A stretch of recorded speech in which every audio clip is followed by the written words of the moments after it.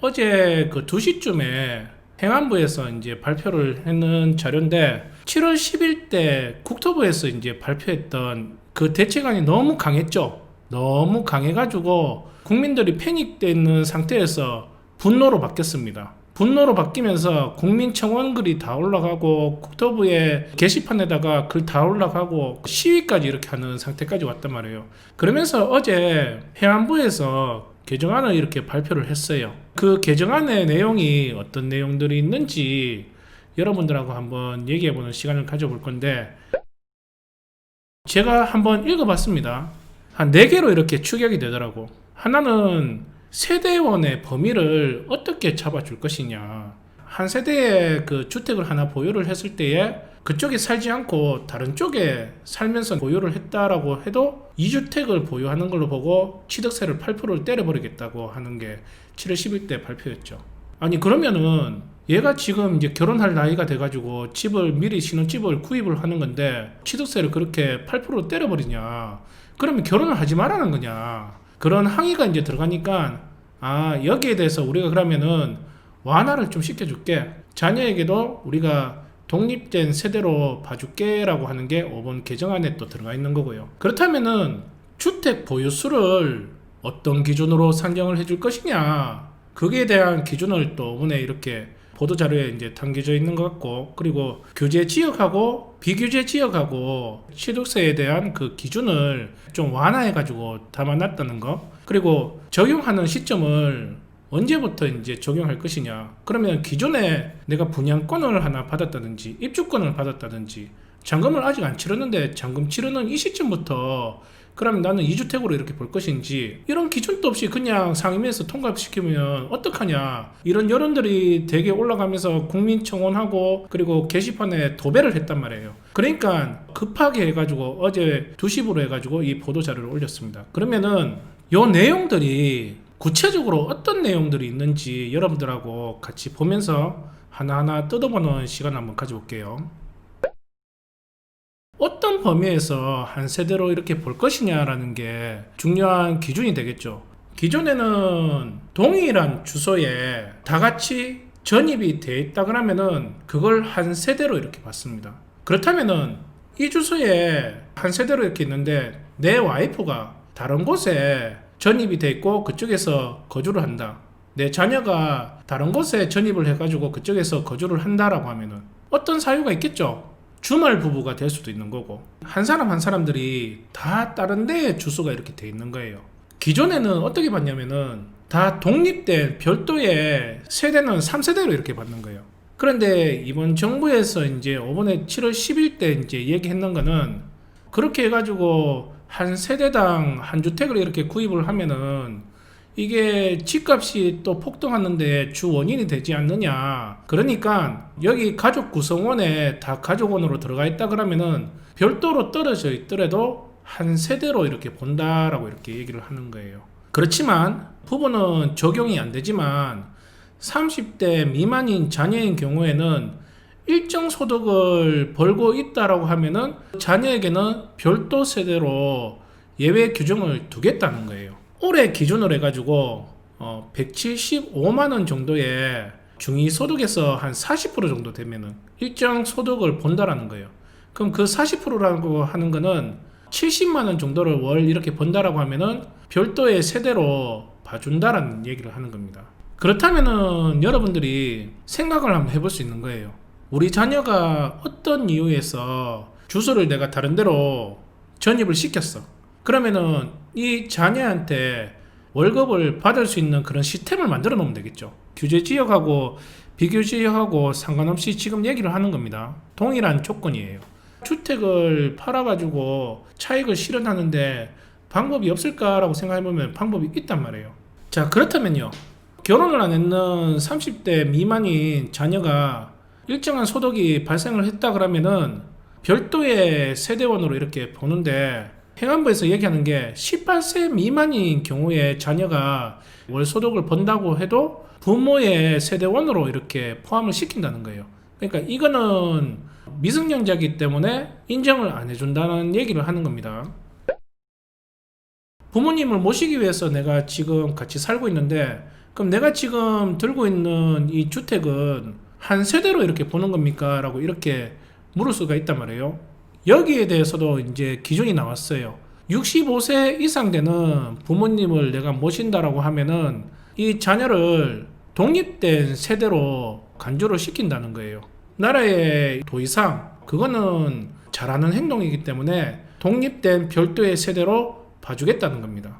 부부가 공동으로 이렇게 소유를 하고 있다라고 하면은 각각 1주택으로 이렇게 보는 겁니까? 아니면은 한 주택으로 보는 겁니까? 그러니까 기존대로 보겠다 얘기를 하는 거예요. 단 이게 부부가 아니고 세대원이 아닌 다른 사람이 지분을 이렇게 들고 있다라고 하면은 우리가 이제 지분 경매 이런 거 하잖아요. 그러면은 우리가 지분을 받았다 그러면은 상대방이 한 주택 그리고 내가 한 주택 이렇게 보유하는 식으로 이렇게 된다는 거예요. 그런데 여기에서 이제 문제점이 뭐냐면은 결혼하기 전에 와이프가 집안채를 들고 있었고 그리고 남편이 집안채가 들고 있었는데 둘이 결혼을 해가지고 한 세대원이 되는 거예요. 각각 한 주택으로 이렇게 볼 것이냐 아니면은 한 세대에 2주택으로 있는 걸로 이렇게 볼 것이냐 여기에 대해서도 기준을 잡아줘야 되는데 이런 내용은 없어요. 없는 거 같은 경우에는 좀 한번 고민을 한번 해봐야 될 것 같아요. 기존에는 결혼하기 전에 주택을 보유했다가 이렇게 결혼을 해가지고 한 세대원이 됐다 그러면은 1주택을 보유하는 것처럼 이렇게 봤단 말이에요. 상속하고 증여하고 개념이 틀리죠. 부모님이 돌아가셔가지고 내 의도와 상관없이 받게 됐단 말이에요. 그러면은 내가 이걸 취득세를 8%를 내야 됩니까? 어떻게 됩니까? 투기 목적으로 사는 것도 아니고 자연스럽게 받는 건데 5년까지는 주택수에 포함을 시키지 않는다고 얘기를 하는 거예요.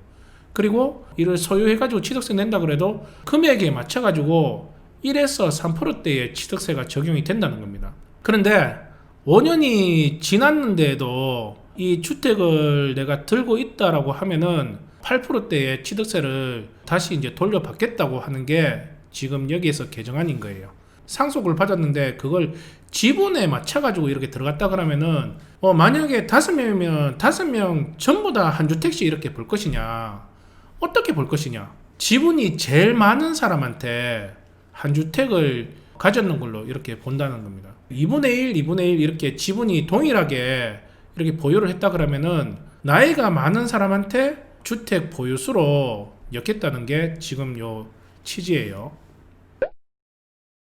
일시적인 2주택도 이제 7월 10일 때 이제 발표했는 내용을 보면은 2주택을 보유했던 시점에서는 8%대의 취득세를 부과하겠다는 게 7월 10일 때 발표했던 대책안이었단 말이에요. 이거 같은 경우에도 개정을 했는 겁니다. 내가 이사를 가기 위해서 주택을 추가로 이제 취득했는 경우에는 일시적인 2주택으로 본다는 겁니다. 신규 주택을 취득을 했을 때는 1주택으로 보겠다는 거예요. 이게 비규제 지역 같은 경우에는 기존대로 3년 안에 판다라고 하면은 일시적인 2주택으로 해가지고 한 주택으로 본다는 겁니다. 기주지역 같은 경우에는 1년 안에 처분을 해야 된다는 겁니다. 그렇게 못했을 때는 8%대의 세율로 차감해가지고 추징을 한다는 거예요. 좀 더 완화가 되는 정책이죠. 기존에는 구입을 해서 한시적인 1가구 2주택이 된다 그러면은 3개월 안에는 팔아야지 한시적인 1가구 2주택으로 보는데 근데 이게 말이 안 되잖아요. 이걸 어떻게 3개월 안에 팔 수가 있는 거예요. 옮겨가지 말라는 얘기밖에 안 되는 거거든요. 그러니까 여기에 대해서 민원 제기가 계속 들어가니까 지금 이제 발표했던 내용이에요.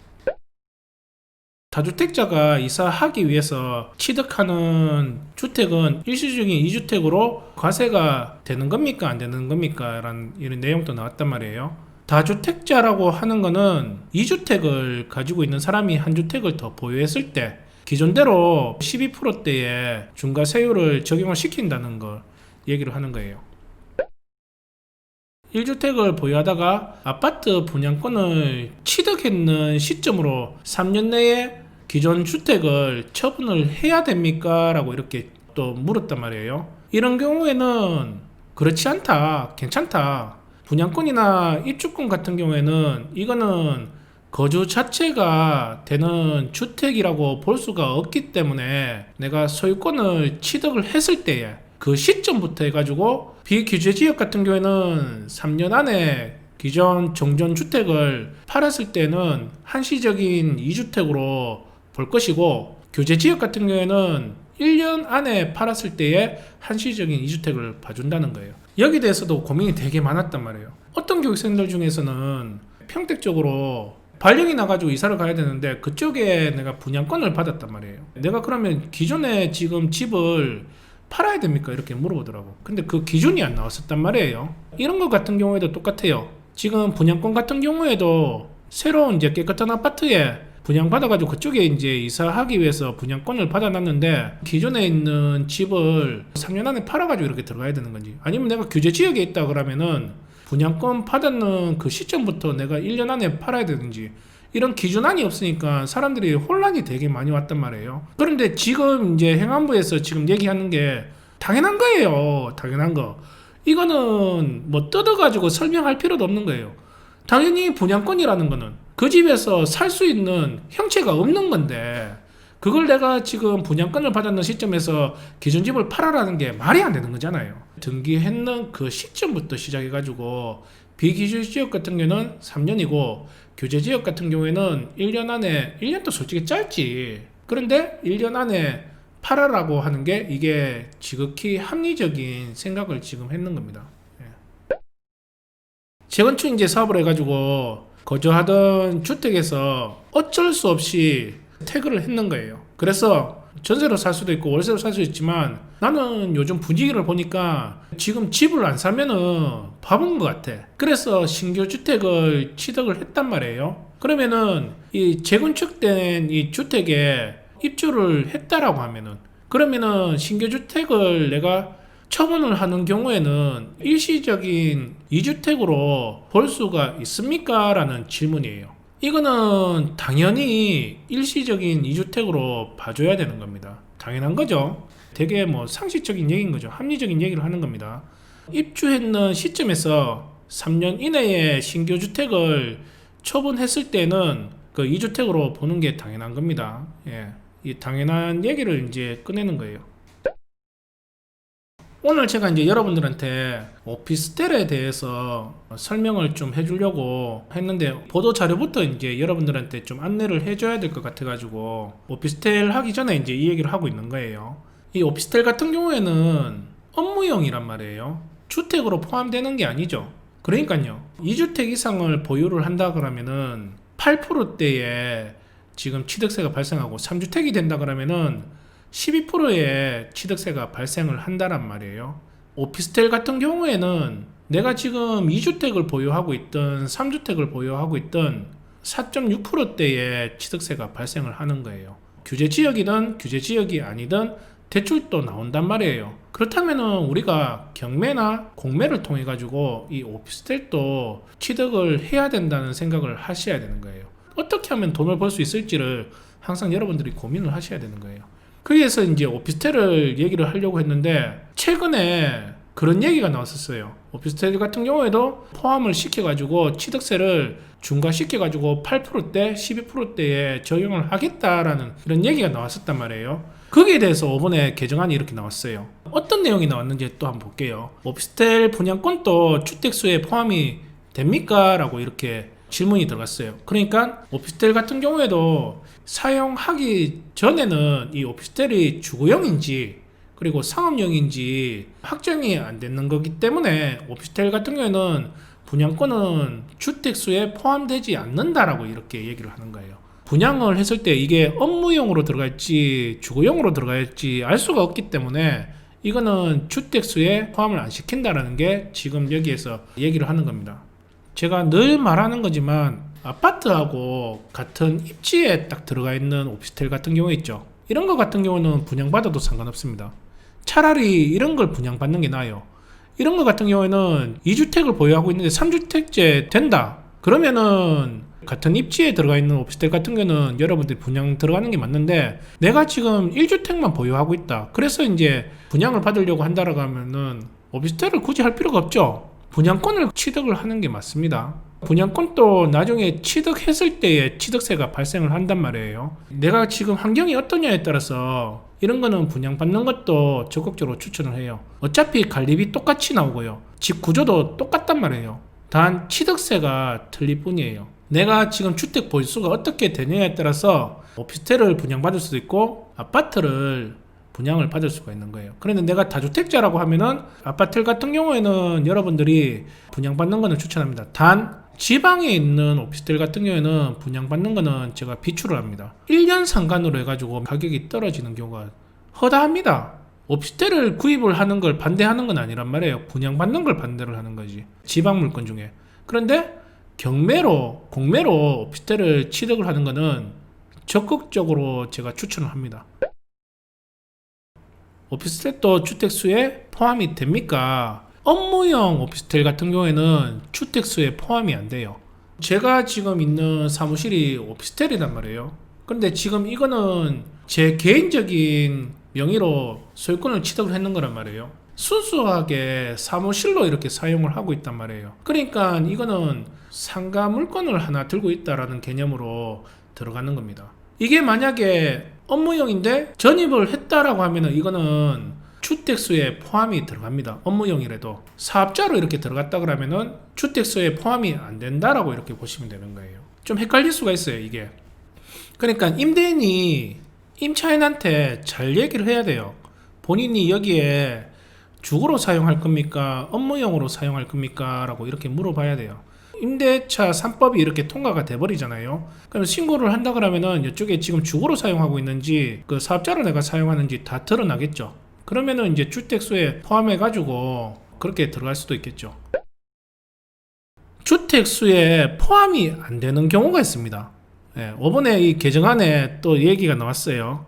가정어린이집으로 사용하는 경우에는 주택수에 포함을 안 시킨다는 거예요. 이거는 주거용으로 보는 게 아니고 순수 어린이집으로 사용하는 걸로 보기 때문에 이거는 주택수에 포함을 안 시킨다라고 이렇게 얘기를 하는 거예요. 아파트 중에서 저층이라 그러면은 차라리 저는 1층을 제일 선호를 한다라고 하는 얘기를 했단 말이에요. 이 아파트 안에도 어린이집을 등록할 수 있는 그 개수가 몇 개가 안 됩니다. 근데 그게 1층이어야 돼요. 그럼 동사무소 가가지고 이걸 신청을 한단 말이에요. 그러면은 내가 이걸 낙찰을 받고 동사무소 가가지고 여기에 지금 어린이집 이 아파트에 등록을 하려고 하는데 신청 가능한가요? 라고 이렇게 물어보면은 이쪽에 어린이집 등록되는 집이 없어가지고 신청이 가능합니다 라고 하면 빨리 신청을 해버려야 돼요. 그러면은 이 아파트에 가정 어린이집이 이렇게 들어온다 그러면은 신청돼 있는 집만 찾아가지고 들어갈 수가 있어요. 내가 만약에 1층을 받는다 그러면은 동사무소 가가지고 그거부터 한번 알아봐야 돼. 그런데 여기 지금 얘기하는 게 그렇게 신청이 들어가가지고 가정 어린이집으로 등록이 됐다 그러면은 주택수에 포함을 안 시킨다는 거예요. 대박이죠. 그렇게 해가지고 내가 2년이나 4년 동안 요걸 세를 놓고 그때까지 이제 장기적으로 보는 아파트를 내가 구입을 했다라고 하면은 세종에 내가 1층에 아파트를 구입을 했다 그러면은 그쪽에 내가 어린이집을 동사무소에다가 등록을 했다 그러면은 등록했는 우리 집만 들어와야 된단 말이에요. 그러니까 월세를 내가 받는다고 해도 다른 집보다 1, 20만 원은 좀 더 받을 수 있는 여건이 되는 거예요. 이 세종을 지금 단기매도 할 생각은 없어. 못해도 앞으로 4년이나 5년 정도까지는 그냥 내가 보유할 생각으로 이렇게 놔뒀단 말이에요. 그렇다 그러면은 어린이집을 여도 되죠. 근데 주택수에 포함을 안 시킨대. 그러면은 대박이죠. 규제지역에 한 물건을 더 하나 취득을 할 수도 있다는 거예요. 그런데 이걸 내가 등록을 해놓고 3년 이상 어린이집으로 사용을 안 했다 그러면은 나중에 내가 2주택이 넘어간다 그러면은 8%대의 취득세로 적용을 하겠다는 겁니다. 자, 그리고 노인들을 위해서 그 주택을 하는 것도 주택수에 포함을 안 시킨다는 거예요. 그러면 이것도 생각을 해볼 수 있는 거예요. 이거는 할 일이 잘 없는 것 같아요. 그리고 이쪽에 저번에 누군가 한번 물어봤는데 LH 같은 경우에나 뭐 SH 그리고 도시공사 이런 데 같은 경우에는 임대사업 때문에 주택수가 되게 많을 것 같아요. 얘들은 그럼 완전히 취득세 폭탄 맞는 거 아니에요? 이렇게 물어봤단 말이에요. 제가 그때 이제 대답했는 게 절대 그럴 일이 없을 거라고. 주택임대차 보호법에서도 이렇게 보면은 법인 같은 경우에는 자연인이 아니기 때문에 전입이 안 된단 말이에요. 그러니까 전입이 안 된다는 거는 대항력이 없다는 겁니다. 근데 지금은 이제 이 주택임대차 보호법이 개정이 돼가지고 이것도 이제 대항력 여부를 여주는 쪽으로 이렇게 이제 개정이 됐지만 기존에 대항력을 부여해주는 법인도 있었단 말이에요. 그게 나라에서 운영하는 LH공사나 그리고 도시공사, 지방에 있는 이 공사들은 보호를 해줬어요. 왜냐? 나라 회사가 손해보면 안 되잖아요. 그러니까 법이라는 걸 그냥 개정을 해버렸단 말이에요. 5번 같은 경우에도 이렇게 될 줄 알았어. 공공주택 사업을 하는 LH공사나 뭐 도시공사나 가스공사나 이런 데서 하는 주택사업자 같은 경우에는 보유소를 포함을 안 시킨다는 거예요. 내가 이렇게 할래 그러면 그게 이제 법이 되는 거예요. 그 다음에 이제 질문이 분양권 그리고 입주권도 취득세가 중과가 됩니까? 라고 이렇게 질문이 나왔네요. 과세 대상이 될 수가 없는 거죠. 이건 당연한 거죠. 왜냐면은 이 분양권하고 입주권 같은 경우에는 실질적으로 내가 지금 주택이라고 볼 수 있는 게 아니잖아요. 살 수가 없는 주택이란 말이에요. 분양권을 취득세를 받는다는 거는 솔직히 말이 안 되는 거죠. 근데 7월 10일 때 얘기했던 것도 분양권이나 입주권도 취득세를 받겠다고 이렇게 얘기했단 말이에요. 이게 진짜 이것도 상식적이지 않는 얘기를 하고 있는 거잖아요. 입주권이나 분양권 같은 경우에는 아직까지는 무형에 있는 주택을 지금 얘기를 하는 거란 말이에요.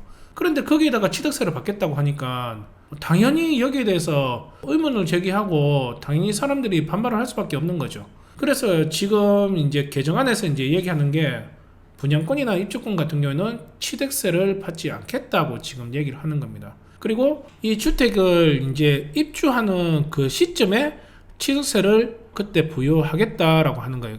자, 그리고 주택이 준공되기 전에 분양권 그리고 입주권은 주택을 취득하는 것이 예정되어 있으므로 주택에 포함은 된다고 하는 거예요. 예, 이것까지는 솔직히 뭐 인정을 할 수 있을 것 같아요.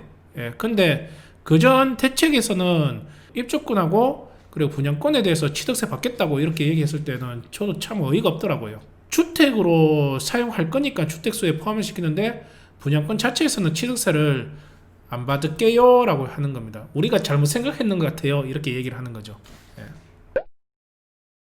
증여세 같은 경우에는 어떤 그 기준으로 적용을 합니까? 라고 질문이 들어갔어요. 그러니까 여기에 대해서 이제 또 얘기하는 게 조정 대상 내에서 공시지가 3억 이상 되는 주택에서는 자녀한테나 이 배우자한테 증여했을 때는 취득세율이 현행대로 3.5%에서 12%로 중과하겠다는 거예요. 그리고 비규제 지역 같은 경우에는 3.5%대에 이제 현행대로 세율을 적용하겠다고 얘기를 하는 거예요. 1세대 이제 1주택자가 배우자나 그리고 자녀한테 증여하는 경우에는 3.5% 정도 이제 적용을 한다는 거 얘기를 하는 거예요. 아까 금방 이제 오피스텔 대해서 이제 취득세를 얘기하다가 이제 말았는데 주거용 오피스텔 같은 경우에는 취득세를 중과를 하는 겁니까? 안 하는 겁니까? 최근에 오피스텔 대에서도 8%대나 12%대에 중과를 시키겠다라고 이런 얘기가 나왔었단 말이에요. 근데 이제 거기에 대한 답변이 이제 이렇게 나왔어요. 그대로 이해를 하시면 됩니다. 오피스텔 같은 경우에는 취득 시점에 주거용으로 사용할 것인지 상업용으로 사용할 것인지 확정이 안 됐기 때문에 정해지지 않았기 때문에 건축물 대장상의 용도대로 취득세율을 4.6% 그러니까 4%대에 적용을 하겠다고 얘기를 하는 거예요. 그러니까 여러분들이 이제 경매 물건을 이렇게 계속 보다 보면은 건축물 대장 열어보잖아요. 거진 다 그냥 업무용입니다. 오피스텔 말 그대로 그냥 보시면 되는 거예요. 건축물 대장상에는 그냥 오피스텔로 돼 있기 때문에 주거용으로 사용할 건지 상업용으로 사용할 건지 이게 정해지지 않았기 때문에 소유자가 정하지 않았기 때문에 여기에는 그냥 현행대로 4%대에 적용을 하겠다고 얘기를 하는 거예요. 그러면은 여러분들의 투자처는 주거로 내가 2주택 정도 한시적인 2주택을 내가 보유를 했다라고 하면은 이제는 여러분들이 봐야 되는 거는 구분상가나 아니면은 이 오피스텔 같은 경우에도 여러분들이 물건을 골라가지고 수익하고 그리고 차익을 이렇게 노려가지고 들어갈 수가 있다는 거예요.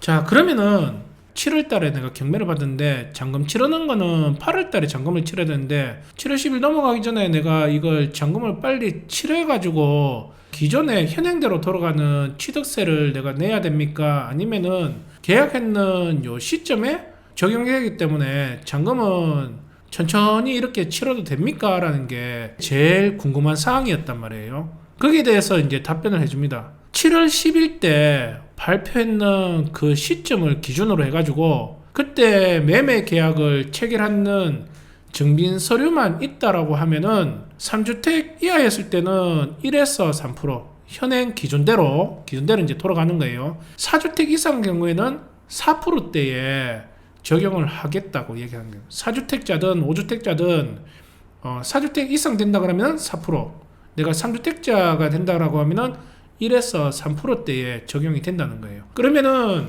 매매 계약을 체결한 증빙 서류라고 이렇게 한다 그러면은 경매를 받았는, 공매를 받았는 최근에 우리 교생들 같은 경우에는 낙찰받았는 그 확인서 있죠. 그 확인서가 있다 그러면은 그게 매매 계약서입니다. 이렇게 이제 개정해가지고 이제 반영을 한다라고 하네요.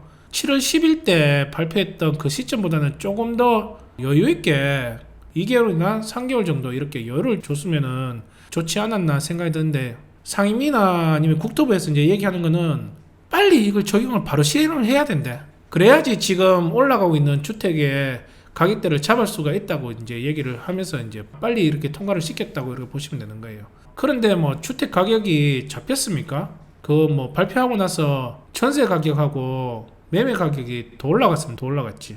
집값 제가 볼 때는 절대 못 잡습니다. 비판을 하는 게 아니고 처음에 그냥 지금 7월 10일 때 발표했던 그거대로 강력하게 그냥 정책을 펼쳐가지고 지금까지 왔다라고 하면은 모르겠지만, 솔직히 서울의 집값을 잡으려고 정책을 펼치는 거잖아요. 근데 이게 풍선 효과 때문에 다른 지방에 있는 물건들이 올라가기 시작했는 거잖아요. 그러니까 전국적으로 제가 예전에 얘기했는 것처럼 아예 그냥 전국적으로 다 그냥 규제지역으로 잡아가지고 이렇게 완전히 강력하게 들어가 버리고 그렇게 했으면은 모르겠는데, 대책안을 발표했을 때 집값 잡겠다고 저렴하게 살 수 있는 그런 환경으로 만들어 드리겠다라고 이렇게 얘기를 했는데 3년 상관해가지고 지금 2배로 올라가 버렸잖아요. 8억 9억 했던 게 지금은 거진 18억에서 20억 정도 해버리잖아요.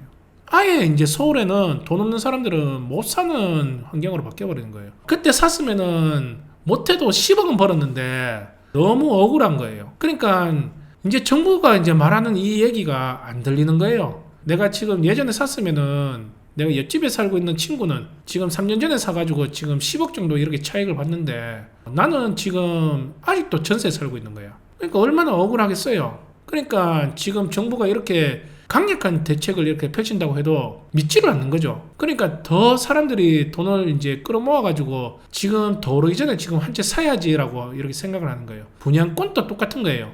민간 회사에 지금 분양권 상한제가 이제 적용이 되기 때문에 젊은 청년들 같은 경우에는 어떻게 해서든 지금 상한제에 걸렸는 이 시점에서 청약 들어가지고 분양권 받으려고 이렇게 하는 거죠. 더더욱 집을 구입을 하기 위해서 혈안이 되는 것 같습니다. 어쨌든 적용하는 시점은 7월 10일 때 발표했던 이 시점을 기준으로 해가지고 계약했던 그 기점으로 해가지고 정비서류가 있다 그러면은 현행대로 3주택 이하에서는 1에서 3%, 그리고 4주택 이상에서는 4%대 취득세가 적용이 된다는 거예요. 1주택에서 3주택을 이렇게 보유하는 사람들은 1에서 3%대의 취득세가 적용이 됐단 말이에요. 4주택 이상 같은 경우에는 4%대의 취득세가 적용이 되는 거고, 법인은 1에서 3%대에 이제 적용이 되는 거고요. 7월 10일 때 개정안이 이제 발표했을 때는 여기에 대해서 너무 강력하다는 비판 여론이 나오니까 1주택을 보유하는 사람은 현행대로 1에서 3%대의 취득세를 적용을 할게요. 그런데 비규제 지역에는 2주택을 보유했을 때도 1에서 3%대의 취득세를 적용을 하겠습니다 라고 이렇게 얘기를 하는 거예요. 법인은 매일 똑같이 그냥 12%입니다. 그러니까 지금은 법인의 시대는 끝났다고 보시면 되는 거예요. 그런데 여기에서 내가 지금 현재 조정지역에 1주택을 보유하고 있고 비조정지역에 내가 한 주택을 보유한다 그러면은 그것도 8%대에 적용이 되는 겁니까? 이렇게 물어볼 수도 있겠죠. 그러면 이렇게 적용을 한다 그러면은 내가 비조정지역에 한 주택을 보유하고 있고 내가 조정지역에 한 주택을 보유하고 있다 그러면은 이거는 8%대입니까? 1에서 3%대에 내가 적용이 되는 겁니까? 이렇게 물어볼 수도 있겠죠. 거기에 대해서 이제 설명이 이렇게 들어왔습니다. 기존 소유주택이 소재지와 관계없이 비조정 지역에는 2주택을 보유했을 때는 1에서 3%대에 적용이 되는데 비조정 지역에서 1주택을 소유를 하고 조정 지역에 주택을 보유했을 때는 8%대에 적용이 됩니다 라고 이렇게 얘기를 하는 거예요. 자, 여기에 보시면은 조정 대상 지역이 있고 비조정 대상 지역이 있는데, 비조정 대상 지역에서 내가 한 주택을, 위에 거부터 설명해 드릴게요. 조정 대상 지역에서 내가 한 주택을 보유를 하고 있어요. 조정 대상 지역에서 한 주택을 보유하고 있는데 비조정 지역에 내가 한 주택을 또 보유를 하는 거예요. 그랬을 때는 똑같이 1에서 3%대의 취득세가 발생을 한다는 겁니다. 그런데 비조정 지역에 내가 한 주택을 보유하고 있고, 그걸 내가 한 주택을 보유하고 있는데 규제 지역에 한 주택을 내가 또 보유를 했다라고 하면은 이거는 8%대의 취득세가 발생을 한다는 거예요. 자, 그러면은 이제 여러분들이 어떻게 해야 되냐, 여러 가지 이제 시뮬레이션을 굴려야 돼요.